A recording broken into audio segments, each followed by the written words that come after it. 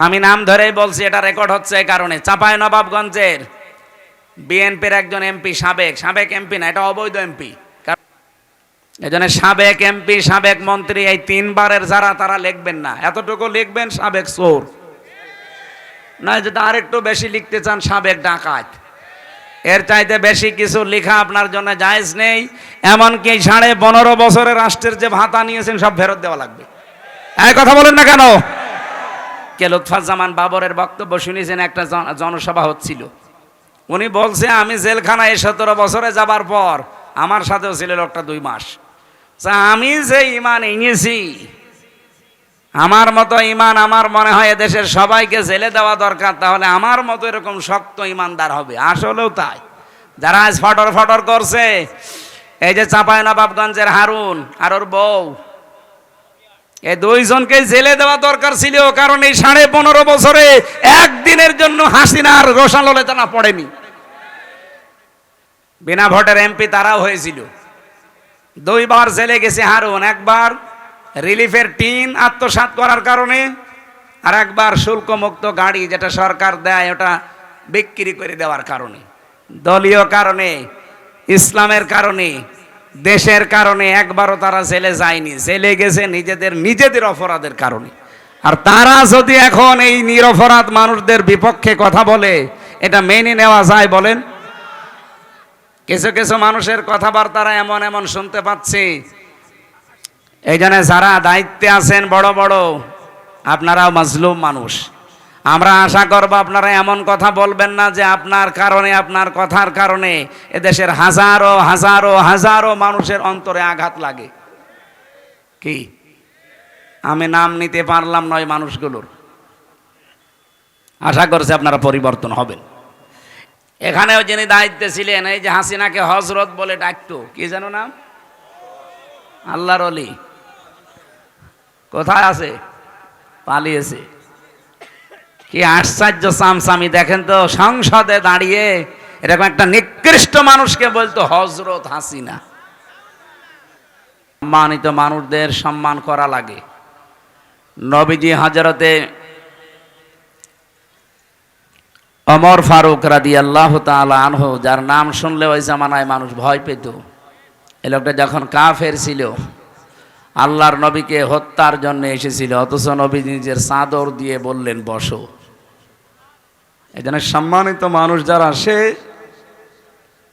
যে অবস্থারই হোক, প্রশাসনের ভেতরে এখনো পর্যন্ত অনেকের উপরে মানুষের রাগ আছে। এটা স্বাভাবিক, কারণ ওরা যেভাবে লাঠিয়াল বাহিনী হিসাবে ব্যবহার হয়েছে, আগামীতে প্রশাসন যেন কারো লাঠিয়াল বাহিনী হিসাবে ব্যবহার না হয়। আমার মনে হয় এদের বিভাগটা আলাদা করে দেওয়া দরকার।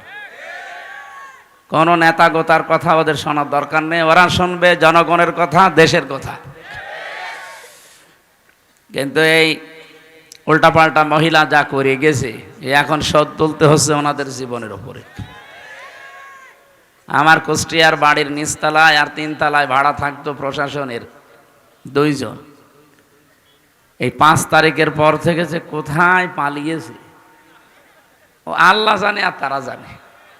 কারণ তারা এই কাজগুলো করেছিল, আমরা নিজেরা দেখেছি। এরা কাজ ঠিক করেনি।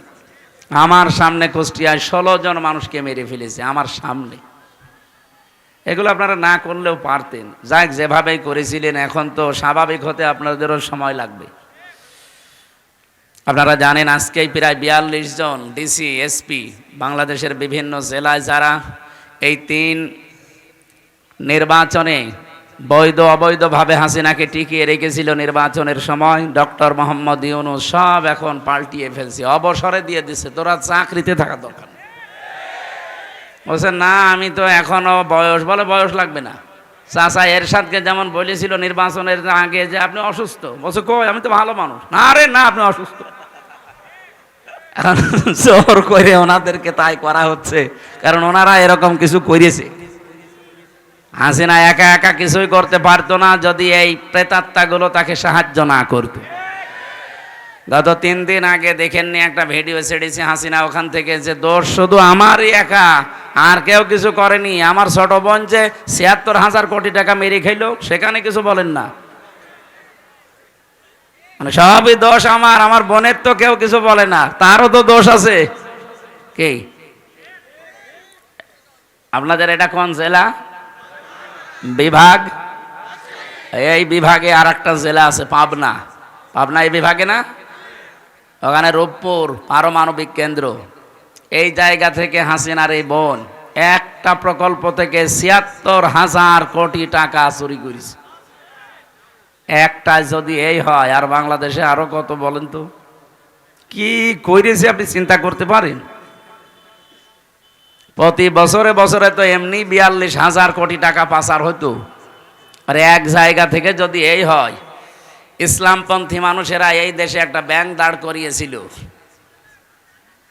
এই নিকৃষ্ট মানুষগুলো সেখান থেকেও ৭৫,০০০ কোটি টাকা চুরি করেছে।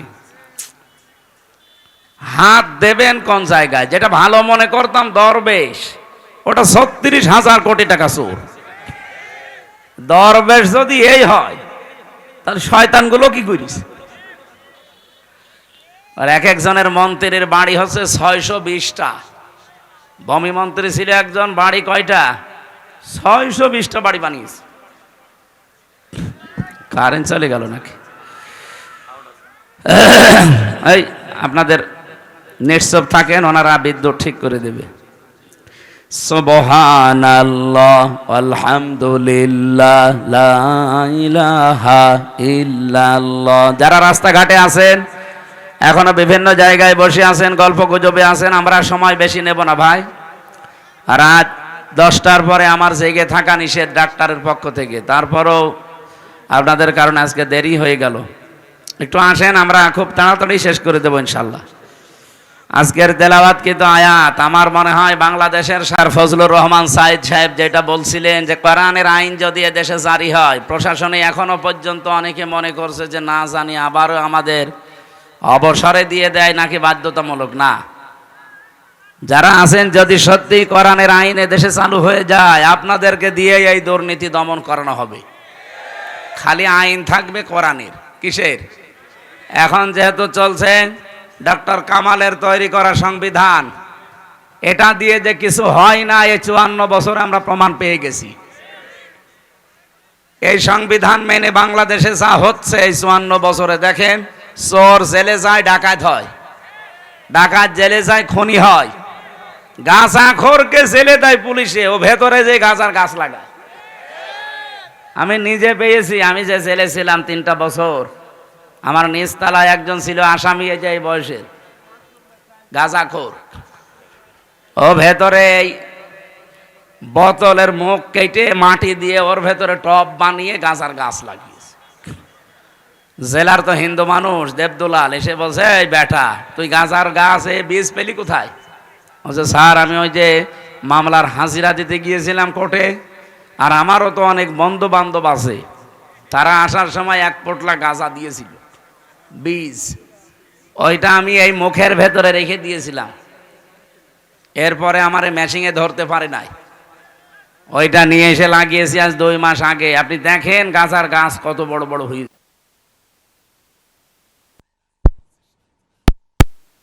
পুলিশ গাঁজা খাওয়ার কারণে ধরে জেলে দিল, আর তুই এর ভেতরে এসে গাঁজার গাছ লাগালি, তোরে তো এখন স্বর্গে দেওয়া লাগবে। ডক্টর কামালের তৈরি করা সংবিধান দিয়ে গাঁজাখোর ভালো হবে না, আরো গাঁজার গাছ লাগাবে। এক কথা বলেন না কেন? সত্যি যদি এ দেশে সব মুক্ত করতে চান, এইটা লাগবে। এখানে আল্লাহ ৭৩টা ধারা দিয়েছেন সূরা ফুরকানের ভেতরে। যদি এই ধারাগুলো বাংলাদেশের সংবিধানে সংযোজন করা হয় ১৭ বার, তাহলে তো সমস্যা। ১৭ বার এই বাংলাদেশের সংবিধান কাটা ছেঁড়া হয়েছে, পরিবর্ধন হয়েছে শান্তি পাওয়ার জন্য। পেয়েছি আমরা? বলেন বলেন। এমনকি এখনো এই ৩ দিন যা চলছে আপনি দেখতে পাচ্ছেন কি অবস্থা। ভালো মানুষ পিটিয়ে জবাই করছে, এরপরে জিনিসপত্র যা আছে নিয়ে নিচ্ছে। মানুষের বিবেক আজ কোথায় গিয়ে দাঁড়িয়েছে। গত পরশুদিন একটা ঘটনা দেখলাম, এই যে ঢাকা থেকে ভাঙ্গা পর্যন্ত যে হাইওয়ে, এখানে একটা বাস উল্টিয়ে যাবার পর একটা লোক তার পা কেটে পড়ে গেছে, হাত কেটে পড়ে গেছে, মানে এমন জায়গায় লেগেছে ধাক্কা, যারা সাহায্য করার জন্য ডাক দিচ্ছে কিছু মানুষ এগিয়ে গেছে, যাবার পরে ওর যেহেতু হাত নেই পা নেই, আর ও তো চিৎকার করছে, রক্ত ফিনকি দিয়ে বের হচ্ছে। ওই লোকটা যে পকেট থেকে মোবাইলটা নিয়েছে, পকেটে টাকা ছিল কিছু, ওই টাকাগুলো নিয়েছে। ও মনে করছিল যে আমারে মনে হয় ও লোকটা সাহায্য করবে, বাসের নিচ থেকে টেনে বের করবে, অথচ আমার এই মোবাইল আর টাকা নিয়ে চলে গেল। আপনি বলেন তো মানবতা কোথায় গিয়ে দাঁড়িয়েছে? আর আমার মনে হয় এই ফেব্রুয়ারি মাসের 5 তারিখের পরে সাবেক অবৈধ মেয়র এই জাহাঙ্গীর আলম গাজীপুরের এই শয়তানটাই ঘোষণা দিয়েছে যে আমাদেরকে দিনের বেলা আপনারা চলতে দেন না, রাতেও আপনাদের ঘুমাতে দেব না। এরপর থেকে দেশটা অস্থিতিশীল তৈরি হয়ে গেছে। এরকম যারা আছে, অপারেশন ডেভিল হান্ট চলছে। কি করছেন কি আপনারা?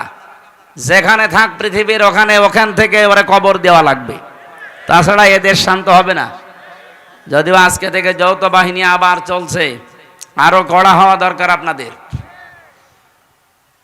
জিহাদ আমরা মনে করি শুধু বোমা মারা না, অন্যায় যেখানে প্রতিবাদ সেখানে, এর নামই জিহাদ।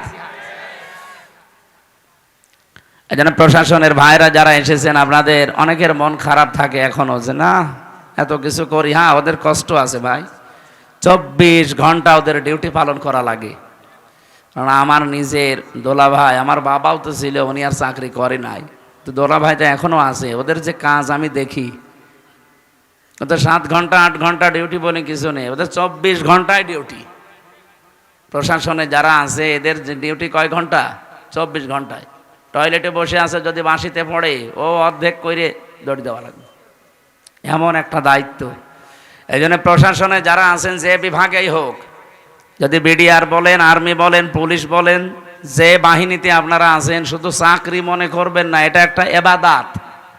কারণ 2 প্রকার চোখকে আল্লাহ জাহান্নামের আগুনে দেবে না। 1 প্রকার যারা আল্লাহর ভয় কাঁদে, 2 প্রকার যারা মানবতার জন্য রাত জেগে পাহারা দেয়। আজকে ওরা থানায় বসে থাকলে এতগুলো মানুষ আপনারা এক জায়গায়, যদি একটা অঘটন ঘটে যায়, কন্ট্রোল করার জন্য এই প্রশাসন এসেছে। ধন্যবাদ জানাচ্ছি তাদেরকে। দল মত নির্বিশেষে, বিশেষ করে এই আয়োজনে যারা সম্পৃক্ত, এলাকার মানুষকে নিয়ে বিশাল কোরআনের অনুষ্ঠানে যারা আঞ্জাম দিলেন, সবাই আল্লাহর দরবারে শুকরিয়া আদায় করেন, নাকি ভগবানের কাছে? হ্যাঁ, আল্লাহর দরবারে বলেন আলহামদুলিল্লাহ। খলাকাল ইনসান আল্লামাহুল বায়ান। আল্লাহ বলেন আমি মানুষ বানিয়েছি আর মানুষের কথা বলা আমি শিখিয়েছি। যদিও আমাদের কথা এ 15.5 বছরে অদৃশ্যভাবে প্রায় বন্ধই করে রেখেছিল। বাক শক্তি দিয়েছেন কে? অথচ আল্লাহর এই বান্দাদের কণ্ঠনালী চেপে ধরেছিল এক প্রকার শক্তি। সেই শক্তিকে আল্লাহ সমূলে ধ্বংস করে দিয়েছেন। ফাকতি আদাবিরুল কওমিল্লাযিনা যালামু, জালেমদের শিকড় কাটা হয়ে গেছে। কেটেছে কে? না না, আপনি আলেম, এখানে যারা আলেম আছে জিজ্ঞাসা করেন কতিয়া, এটা মসুল, এর ফাইল বা কর্তা জানা নেই। জালেমদের এই বাড়ি ঘর ভাঙলো কে? ওদের ক্ষমতা থেকে নামাইলো কে? কেউ জানে না। ছাত্র জনতা এটা উসিলা, কে করেছে কেউ জানে না। এই জন্য সারা দেশের দিকে তাকান, জালেমদের বাড়ি ঘর। আবার এই ফেব্রুয়ারির 5 তারিখে নতুন করে আর একটা আযাবুল বুলডোজার গেল। কোন আযাব? আযাবুল বুলডোজার। খালি উস্কানি দেবে, এরকম একটা করে আযাব নাজিল হবে। এই জন্য যারা আছেন পালিয়ে অন্তত আর উস্কানি দিয়েন না, যেটুকু আছে এটুকু আবার হারিয়ে যাবে। এক উস্কানিতে 32-33 হয়ে গেছে। এক কথা বলেন না কেন? আবার দেবেন 34 হয়ে যাবে। এই জন্য আশা করছি ওনারা যেন উস্কানি আর না দেয়, আর আমরাও পাগলের মতো উস্কানিতে যেন পা না দেই। প্রশাসন কিন্তু এখন আর আগস্টের 5 তারিখের আগে নেই, এখন ফেব্রুয়ারির 24 তারিখ চলছে। কে কথা বলে না কেন? উস্কানিতে পা দিয়ে যদি ওদের গোয়েন্দা নজরে ধরা পড়ে, এমন পিটানো পিটাবে না, পেছনে একেবারে গোপালগঞ্জের মতো লাল হয়ে যাবে। পিটিয়েছিল কিছুদিন আগে, দেখেননি? ওই সময় শুনতাম গোপালগঞ্জ থেকে ঢাকায় আসবে, বসে আসলে 300 টাকা, দাঁড়িয়ে আসলে 1000 টাকা। কিভাবে বসবে কায়দা নেই। এজন্য আমরা সতর্ক করছি, আগামীতে কারো ফাঁদে যেন কেউ পা না দেয়। 27টা ষড়যন্ত্র অলরেডি এই আগস্টের 5 তারিখের পরে 6.5 মাসে হয়ে গেছে। 27টা চিন্তা করেছিল ওরা, কোন সময় আনসার লিগ দিয়ে, কোন সময় হেলমেট লিগ দিয়ে, কোন সময় রিকশা লিগ দিয়ে, বিভিন্ন কায়দা করতে করতে এই যে এখন এই 2-3 দিন চলছে আর একটা রাখাল রাহানা, কি নাম যেন শয়তানের, আমাদের নবীজিকে গালি দিয়েছে। কি কথা বলে না কেন? এ লোকটার সাহস হয়তো না, ওকে কেউ দিয়ে করাচ্ছে, আর ওকে কে করাচ্ছে আমরা কিন্তু জানি। এই উগ্রপন্থী কিছু দাদা আছে, তারা এখনো পর্যন্ত বিভিন্ন ছদ্মবেশ নিয়ে দেশে আছেন, আমরা তাও জানি। তাদের ফাঁদে পা দিয়ে দেশটাকে আবার অশান্ত করার চেষ্টায় আছেন। বিশ্বের মোড়লদের কাছে দেখাবেন যে বাংলাদেশে দেখেন এই যে জঙ্গি আবার মাথা ছাড়া দিচ্ছে, অথচ এই দেশে যে জঙ্গি নেই তার প্রমাণ আর 7 মাস। এই 7 মাসে একটা জঙ্গি ধরা পড়েছে? কোন জঙ্গি নাটক হয়েছে? হবে কি করে? কারণ জঙ্গির নাটক যে লেখবে সেই তো পালিয়েছে, আর যাদের দিয়ে করাবে তারাও পালিয়েছে। এই জন্য এই দেশে জঙ্গি বলে কিছু নেই। 2-1 জন একটু উগ্র আছে, তারা এই দেশে এখন বাইরে নেই। আমি ভেতরে যে একজনকে পেয়েছিলাম, ও আছে আল্লাহর দলের সভাপতি আব্দুল মতিন। বললাম, ভাই আপনি সারা দেশের আল্লাহর দলের সভাপতি, সেক্রেটারি কে? বলছে, আমার ছেলে। আমি আমার সভাপতি, ছেলে আমার সেক্রেটারি, সারা দেশে আমার আর কেউ নেই, আমরা বাপ বেটা 2 জন। এই হচ্ছে জঙ্গি। পোড়াটা মিথ্যা বানোয়াট ভাবে তৈরি করে নিজেরাই নিজেদেরকে, মানুষদেরকে ধরে নিয়ে 2 মাস 5 মাস 1 বছর ওই মাটির নিচে আয়না ঘরে রেখে দিত, হঠাৎ করে তুলে বলতে যে বিশাল জঙ্গি ধরা পড়িস। আল্লাহ আমাদেরকে হাতে ধরে বাঁচিয়েছে। জালেমদের শিকড় যেহেতু আল্লাহ কেটে দিয়েছেন, এমনকি জালেমদের বাড়ি ঘর পর্যন্ত আপনি তাকিয়ে দেখেন নিশ্চিহ্ন হয়ে গেছে জালেমদের সবগুলো। আমার কুষ্টিয়ার হানিফের বাড়ি মাটির সাথে মিশিয়ে দিয়েছে কে? কেউ জানে না। আপনি এখন মামলা দেবেন কারো নামে, খুঁজেও পাবেন না, কারণ ফাইল কর্তা জানা নেই। যে যেভাবে পারে, আমার মনে হয় ফেরেশতারা ভেঙেছে। কোরআনে কারিমে রব্বুল আলামিন জানিয়েছেন, ফাতিলকা বুয়ুতুহুম খাওফিয়াতাম বিমা যালামু ইন্না ফি যালিকা লাআয়াতাল লিকওমিন ইয়ালামুন।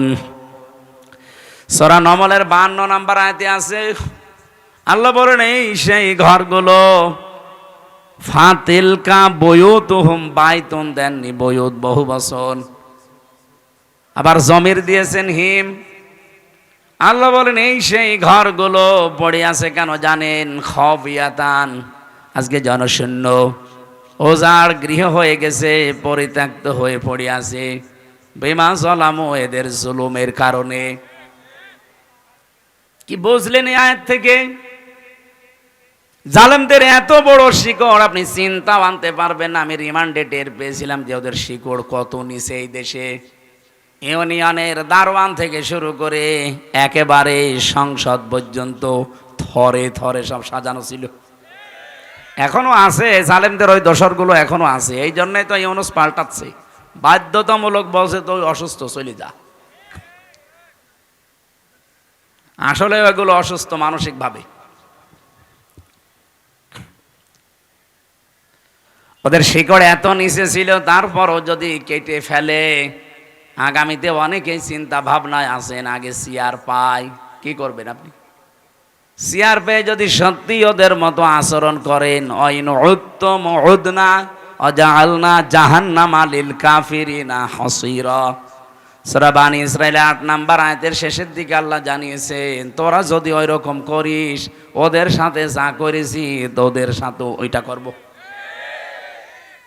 ইন্না ফি যালিকা লাআয়াতান লিকওমি ইয়ালামুন, লামে তাকিদ।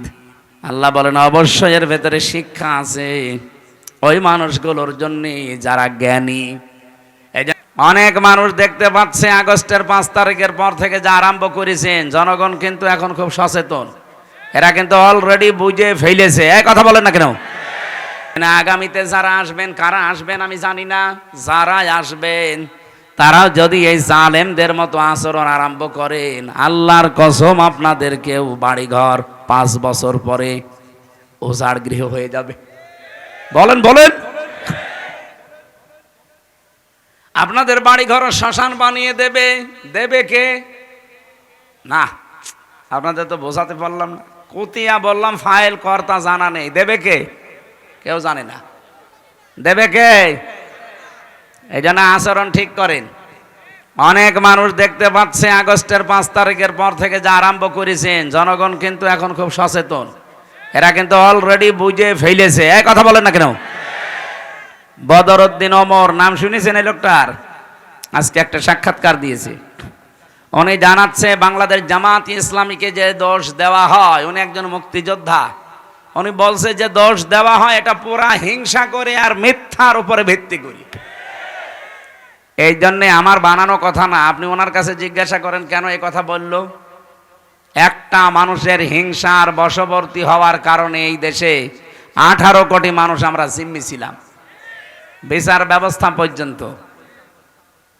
আমি নিজে তো ভিকটিম, নিজে টের পেয়েছি। 3টা বছরে মামলা আমার 30 বারের উপরে উঠেছিল, সিএমএম কোর্ট, জজ কোর্ট, হাইকোর্ট মিলে, কিন্তু না, হয়নি। অথচ ওরা সারা দেশে কি বলতো যে বিচার ব্যবস্থা স্বাধীন। এই স্বাধীন ঠনকো একটা মামলা দিয়েছিল আমার মনে হয় 3 দিন পরে আমার বের হওয়ার কথা, অথচ 3 বছরে আমারে বের হতে দিলেন না। আমার বিচার ব্যবস্থা স্বাধীন। ওই মামলায় আগস্টের 5 তারিখের পরে তুলেছিলাম। শুধু জামিন না, একেবারে মামলা ঢিসমিস করে দিয়েছে আদালত। জিজ্ঞাসা করতে গেলাম একবার যে মাননীয় আদালত, এইটা তো আপনার কাছেই ছিল এতদিন, তখন তো কিছু করলেন না, আর এখন একেবারে মামলা জামিন না খারিজ করে দিলেন সব। এইটাই বলতো যে হুজুর আমার কিছু করার ছিল না, আমার হাত বাঁধা ছিল। কি ছিল? এটা যে হাত বাঁধা ছিল, আমি জেলে যাওয়ার 11-12 দিনের মাথায় বুঝতে পেরেছিলাম। আমার এই যে 164 নিয়েছিল ম্যাজিস্ট্রেট, উনি পুরাটা মিথ্যা কথা লিখে আমারে বলছে আপনি সই করেন, আপনি 3-4 দিন পরে বের হয়ে চলে যাবেন। আমি আর 164 ওই সময় বসতাম না। পরে দেখি সব রাষ্ট্রের বিরুদ্ধে, আকিজ গ্রুপের বিরুদ্ধে, জামাত ইসলামের বিরুদ্ধে লিখেছি। লিখে সই করে নিয়ে ওটা নাকি 164 আমার নিজের জবানবন্দি ওইটা, অথচ একটা কথাও আমার না। পরবর্তীতে আমি ডিনাই পিটিশন দিয়েছিলাম, কিন্তু কিছুই হয়নি। কারণ ওই যে বিচার সব ওদের হাতে। যেহেতু 5 তারিখের পরে ওই জজ সে নিজেই বলছে যে এখন আমার হাত খোলা আছে, আমি এখন অন্তত ন্যায় বিচার করতে পারি। আমিও আপনার মতো জিম্মি ছিলাম।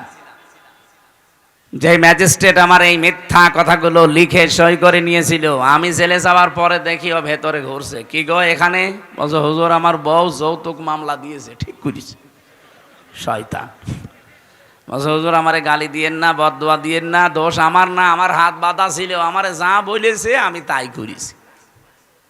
এরকম মানুষ দেশে ছিল না? ছিল না? সব জায়গায় এগুলো ছিল, খালি একজনের হাত খোলা ছিল। কার? বলছে আল্লাহর। আল্লাহ তো হাত খোলাই আছে। একজনের হাত খোলা ছিল। কার? হাসিনার। আর বাকি যত হাত এই দেশে সব ডাইরেক্ট ইনডাইরেক্ট বাঁধা ছিল, এমনকি কাওয়া কাকুরও হাত বাঁধা। আপনি কি মনে করতেন কাওয়া যা বলে নিজের কথা বলে? না, ওর পেছনে কাওয়াকে যা বলতে বলে কাওয়া তাই বলে। ওই যে হাসাও মাহমুদ, যেটা ও যে যা বলতো নিজের কথা না, ওরে যা বলতে বলতো ইন্ডিয়া তাই বলতো। কে কথা বলছেন? তথ্য মন্ত্রণালয়ের দায়িত্ব দিয়েছিল ওরে। আপনি চিন্তা করতে পারেন, এই যে মাইক্রোসফট রিপোর্ট দিয়েছে কিছুদিন আগে, সারা বিশ্বের 257টা রাষ্ট্র সবচাইতে বেশি মিথ্যা তথ্য প্রচার করে ইন্ডিয়া। তাম দুনিয়ায় 257 রাষ্ট্রের 1 নম্বরে এরা। আর তাদের প্রেসক্রিপশন নিয়ে চলতো এই হাসাও মাহমুদ। এই জন্য ওর কথা 100টাই মিথ্যা। মানুষের তো 100টার 98টা মিথ্যা হয়, ওর 100টার 100টাই মিথ্যা। আজকে যে কোন গর্তে লুকিয়ে আছে জানি না, ভিডিও ছেড়েছে আজকে, দেখেছেন না? কোন জায়গায় আছে আমি জানি না, ওখান থেকে বলছে 21-এর চেতনা আমরা চাই, জয় বাংলা। আরে সামনে এসে বল, অপারেশন ডেভিল হান্ট চলছে শয়তানের খোঁজে, তোর মতো শয়তান খুঁজতেছে। এক কথা বলো না কেন? এই জন্য আমরা চাচ্ছি কারো জবান যেন আর বন্ধ না থাকে, কারণ জবান হাসিনার দেওয়া না, জবান কার দেওয়া? আল্লাহর দেওয়া জবান। আর কেউ যেন সামনে এভাবে চেপে ধরতে না পারে। ওয়ালাকাদ কাররামনা বানি আদম, বনি আদমকে আমি সম্মান দিয়েছি। এই এদিকে তাকান, আল্লাহ কি বলেছে আমি মুসলমানকে সম্মান দিয়েছি? না, মানুষ যারা তারাই, হিন্দু মানুষ না, বলেন না কেন? এই জন্য হিন্দু ভাইরা এসেলায় যদি থাকেন আশপাশে, আপনারা নিজেদেরকে ছোট মনে করবেন না। আমিরে জামাত ডক্টর শফিকুর রহমান হাফিজাহুল্লাহ, উনি অলরেডি আগস্টের 5 তারিখে কিন্তু ওপেন ঘোষণা দিয়েছেন এদেশে সংখ্যালঘু সংখ্যা গুরু বলে কিচ্ছু নেই, যা আছি আমরা সব সমান। হ্যাঁ, আমরা 96% মুসলমান, এটা ঠিক আছে। আপনারা 4% তাতে কি? আমার যা অধিকার এই দেশে জন্ম নিয়ে, আপনারও তাই অধিকার। কিন্তু যারা উগ্র, যারা সন্ত্রাসী, যারা নিষিদ্ধ, তাদের অধিকার নেই, কারণ তাদের তো নিষিদ্ধ করেই দিয়েছে রাষ্ট্র। আপনারা নিষিদ্ধ করেছিলেন একটা মাজলুম সংগঠনকে, আল্লাহ নিজে অ্যাকশন নিয়ে 5 দিনের মাথায় আপনাদেরকে নিষিদ্ধ করে দিয়েছে। এক কথা বলেন না কেন? এই জন্য এটা রেকর্ড হচ্ছে তো, সারা দুনিয়া এখন চলছে। সবাইকে উদ্দেশ্য করে বলছি, আল্লাহ মানুষকে সম্মান দিয়েছেন। নবীজি মসজিদে নববীতে বসে আছেন, একটা লাশ যাচ্ছিল, বিশ্বনবী দাঁড়িয়ে গেলেন। সাহাবীরা বলে হুজুর দাঁড়াবেন না, ওটা ইহুদির লাশ। বিশ্বনবী বলে ইহুদির লাশ, তাতে কি হয়েছে, ও তো আল্লাহর বান্দা। এই জন্য অন্য ধর্মের ভাইরা, আপনারা ইসলামকে কি মনে করেন আমি জানি না, আপনি একটু ইসলামের কাছে আসেন, দেখেন এর সৌন্দর্য কত উন্নত। কয়দিন আগে এক বিসিএস ক্যাডার অধ্যাপক, ওনাকে বলেছিলাম স্যার আপনার ইসলাম ধর্ম গ্রহণ করা লাগবে না, আপনার মুসলমান হওয়া লাগবে না, যদিও আমাদের ধর্মে কোনো বাড়াবাড়ি জোর জবরদস্তি, বলেন না কেন? জোর জবরদস্তি থাকলে দেশে 4% হিন্দু থাকতে পারে? বলেন বলেন, কবে পিটিয়ে মুসলমান বানিয়ে ফেলতাম না? কিন্তু আমাদের ধর্মেই তো এটা নেই যে বাড়াবাড়ি করা, বলেন না কেন? জোর জবরদস্তি কারো উপরে করা, লা ইকরাহা ফিদ্দিন লাকুম দীনুকুম ওয়ালিয়া দীন, যার যার ধর্ম শেষে পালন করবে, কোনো অসুবিধা নেই। ইসলাম যদি সত্যি এদেশে আসে, অন্য ধর্মে যারা আছেন তাদেরকে আমরা গ্যারান্টি দিতে পারি, আমির জামাত ডক্টর শফিকুর রহমানের এই কথার সূত্র ধরে, যে এই দেশে সবচাইতে বেশি নিরাপদে থাকবে এই সংখ্যালঘু যারা, তারা। যদিও আমরা সংখ্যালঘু তাদেরকে বলি না, সবাই আমরা সমান। এই জন্য আপনাদেরকে জুজুর ভয় দেখাচ্ছে, বিশেষ করে মেয়েদেরকে। মা বোন যারা এসেছেন, যারা আপনাদের বলে যে ইসলাম আসলে ঘরবন্দি হয়ে যাবেন, 4 দেওয়ালের মাঝে তালাবদ্ধ হবেন না, মিথ্যা কথা। এই জুজুর ভয় আপনি শুনবেন না। ইসলাম আসলে আপনি সবচাইতে বেশি অধিকার পাবেন, কারণ এই কোরআনে আপনাদের যে অধিকার আল্লাহ দিয়েছেন, রাসূলুল্লাহ দিয়েছেন, পৃথিবীর কোন ধর্ম এটা দিতে পারেনি। 4,500 ধর্ম এখন দুনিয়ায়, কত বলেন বলেন? 4,500। কোন ধর্মে মেয়েদের এত অধিকার দেওয়া হয়নি যত অধিকার আল্লাহ ইসলামে দিয়েছেন। সুবহানাল্লাহ বলতে পারেন নাই? আর ওইটা যদি কায়েম হয় কি হবে আপনি টের পাচ্ছেন? আমরা তো ওইটা চাচ্ছি। আল্লাহ যেন চর্ম চোখে ওইটা দেখে মরার তৌফিক দেন, বলেন আমিন। যারা উস্কানিতে পা দিচ্ছেন, কারো উস্কানিতে পা দেওয়া যাবে না, দেশটা শান্ত থাকতে দিন। আজকে রাতের ঘোষণা যা পাচ্ছেন, যদি সত্যিই ঘূর্ণ অক্ষরও জানতে পারে আপনি দেশের বিরুদ্ধে, এই দেশের যৌথ বাহিনী কিন্তু নেমে পড়েছে, আপনাকে আস্ত রাখবে না। আর একবার যদি 4 দেওয়ালের মাঝে যান না, কোনো বাপ আপনাকে বাঁচাবে না। গত পরশুদিন আওয়ামী লীগের একজন গোপালগঞ্জ টঙ্গিপাড়ায় বাড়ি, ওনার এই অপারেশন ডেভিল হান্ট ধরা পড়েছে। ওনার গ্রামের একজন, মনে হয় ওনার দোলা ভাই হবে, আমি ওই সময় যশোরে ছিলাম, আমার বলছে হুজুর আপনি একটু সুপারিশ করেন যেন আমার দোলা ভাইরে ছেড়ে দেয়। আমি বলছি কি করতো? মানে আওয়ামী লীগের নেতা। আরে শয়তান, ওই নাম বলে আমি মার খাবো? আগে এই শব্দটাকে ইসলামপন্থীদের বিরুদ্ধে ওরা লাগিয়েছিল। এই কথা বলেন না কেন? কেউ যদি এই দেশে ইসলামপন্থী যারা, বিশেষ করে জামাত ইসলামী, ইসলামী ছাত্র শিবির, ইসলামী ছাত্রী সংস্থা, এদের যদি কেউ ধরে নিয়ে যেত, আর যদি কেউ পরিচিত মানুষকে বলা হয়তো ভাই একটু বলেন মামলা যেন একটু হালকা করে দেয়, শিবিরের জামাতের ওর নাম বলে আমার পদ হারাবো? আমার নিজের আপন চাচা চেয়ারম্যান, আমার দাদার চাচা মিলিত আওয়ামী লীগের চেয়ারম্যান প্রায় 21 বছরের বেশি, একজন পটল তুলেছে আর একজন এই যে পালিয়েছে। আমি জেলে থাকাকালীন বাবা একবার বলেছিল যে তো নিজের, তো একটু তোর ওই হানিফ সাহেবকে বল যেন মামলাটা হালকা করে দেয়, কারণ সবই তো তারা চালাচ্ছে। বলছে না ভাই আমি আমার পদ হারাবো, আমি এখানকার সভাপতি সেক্রেটারি। চিন্তা করে দেখেছেন নিজের আপনজন কি অবস্থায় ছিল,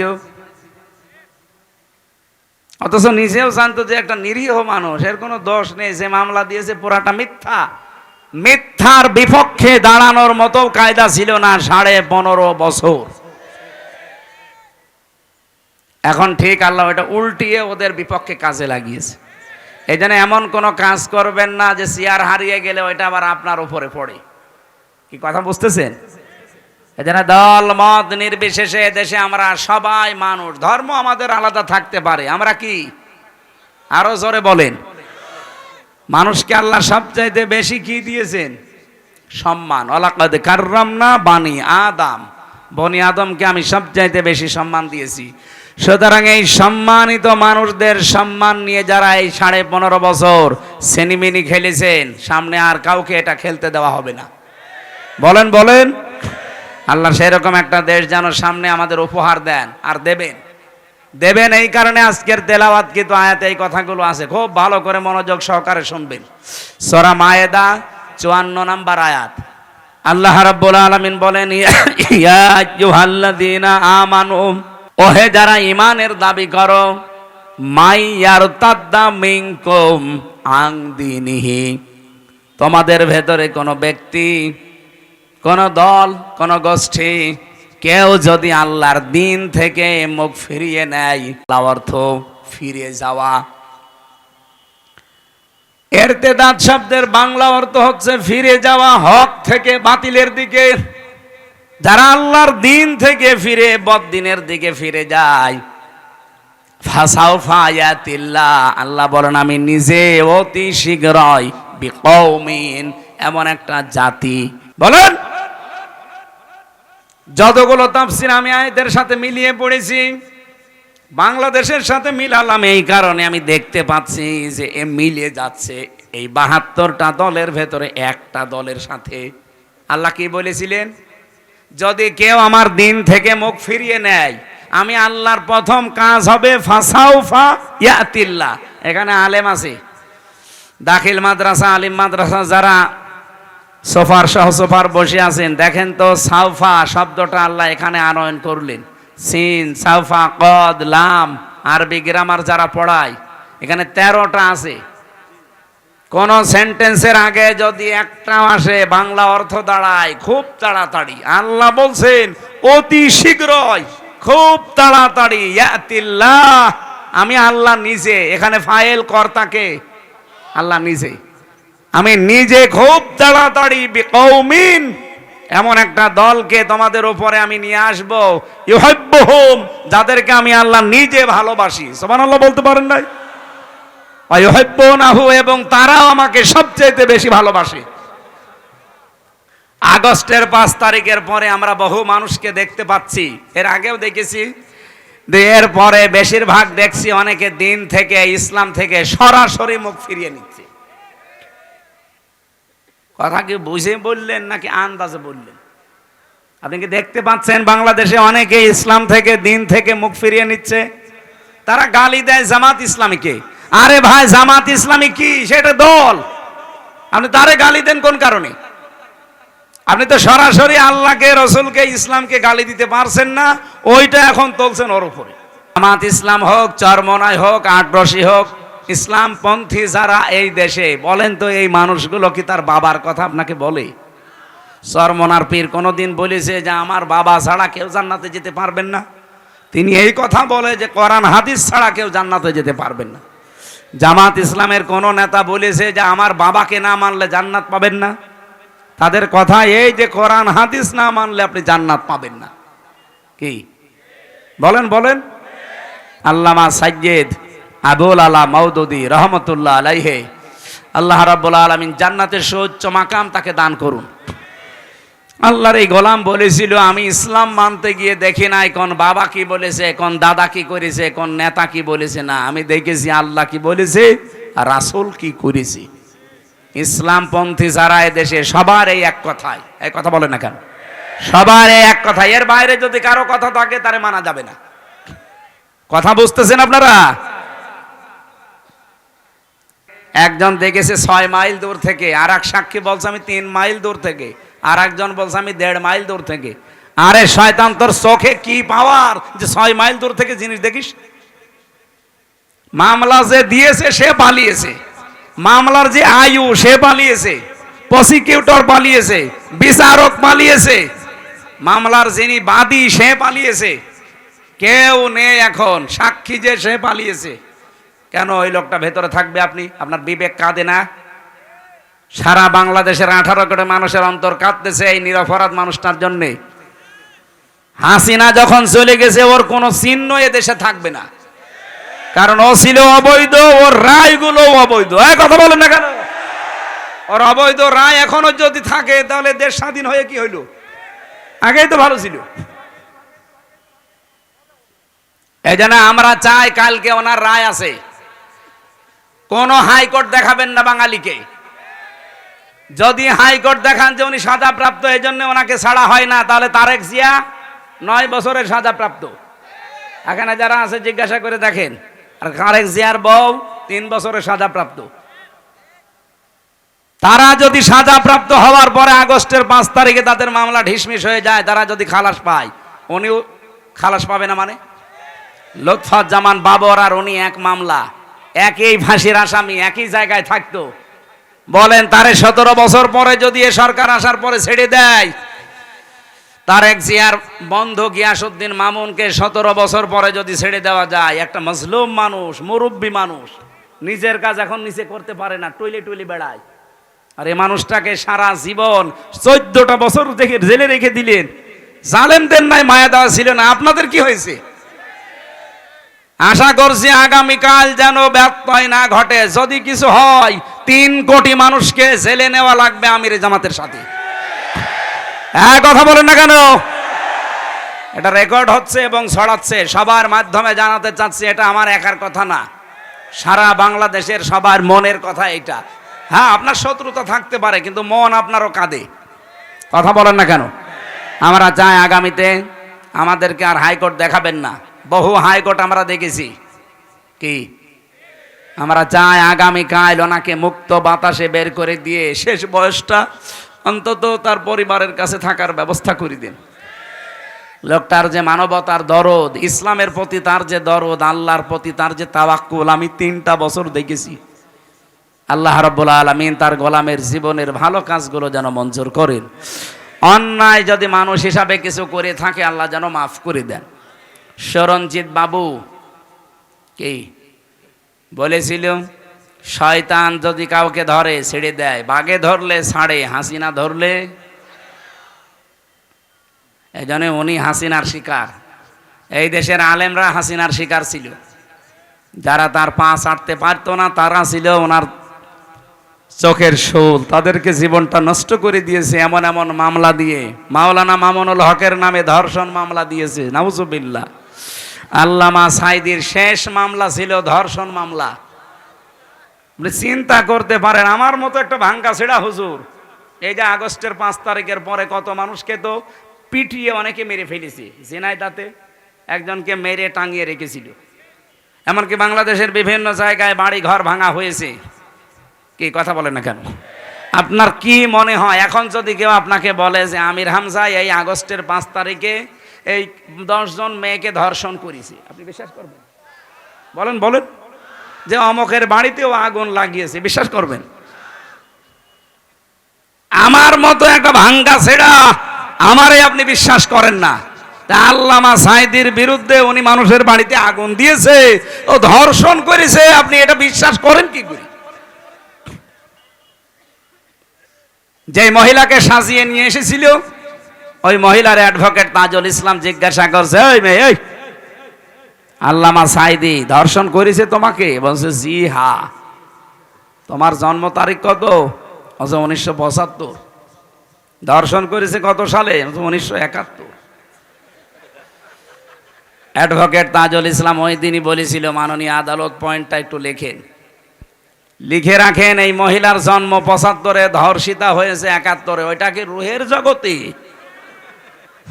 ওই দিনে মামলা ঢিসমিস হয়ে যাওয়ার কথা না? কিন্তু হয়নি। ওই যে বিচারপতি কালা মানিক, তার বিসি উড়ে গেছে, ওই শয়তান বলেছিল আল্লামা সাঈদীকে আমি ফাঁসি দিতে পারলাম না, এটা আমার জীবনের বড় আফসোস।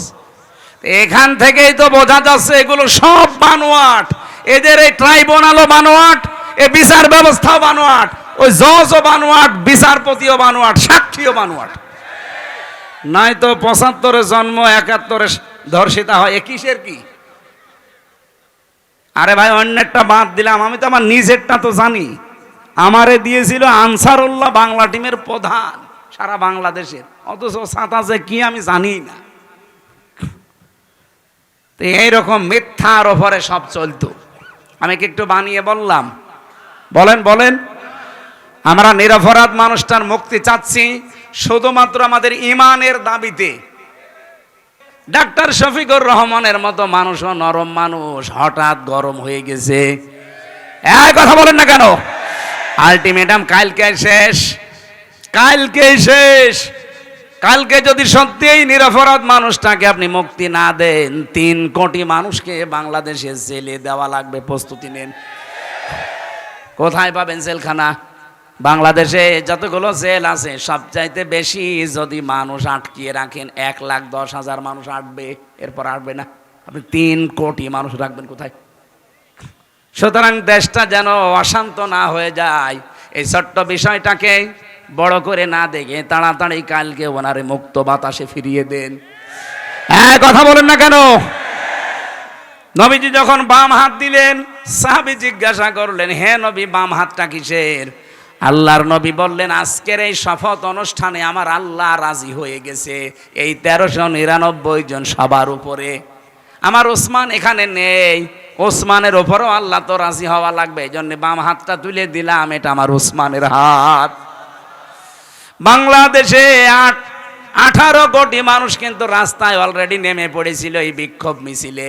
আপনি দল মত ওখানে পাননি। আমি তো কুষ্টিয়ায় দেখলাম লক্ষ লক্ষ মানুষ রাস্তায়, এখানে দল মত নেই, সবাই আল্লাহর কোরআনের আয়াত বিশ্বাস করে এই নিরপরাধ মানুষটার মুক্তির জন্য রাস্তায় নেমেছিল। 1500 বছর আগে হুদায়বিয়াতে আল্লাহ যদি নিরপরাধ মানুষের পক্ষ অবলম্বন করার কারণে ওদের উপরে রাজি হয়ে কোরআনের আয়াত নাজিল করে, এটি মাজহারুল ইসলামের জন্য এই নিরপরাধ নির্দোষ এই মানুষটার মুক্তির জন্য ওই দিন যারা রাস্তায় নেমেছে, আল্লাহর কসম আল্লাহ তাদের উপরও রাজি হয়ে গেছে। আমি কথা বোঝাতে পেরেছি? সত্যি কথা বলছি আমি, কিন্তু দলীয় মনোভাব নিয়ে না, আমি কোরআনের আয়াতের সাথে মিলিয়ে বললাম। ওনারা একটা নিরপরাধ মানুষের পক্ষে থাকার কারণে যদি আল্লাহ রাজি হয়ে যায়, আমরাও তো এই নিরপরাধ মানুষটার পক্ষে আছি। আপনি নিজেই বুঝতে পারছেন, সে হাসিনার জিঘাংসার শিকার।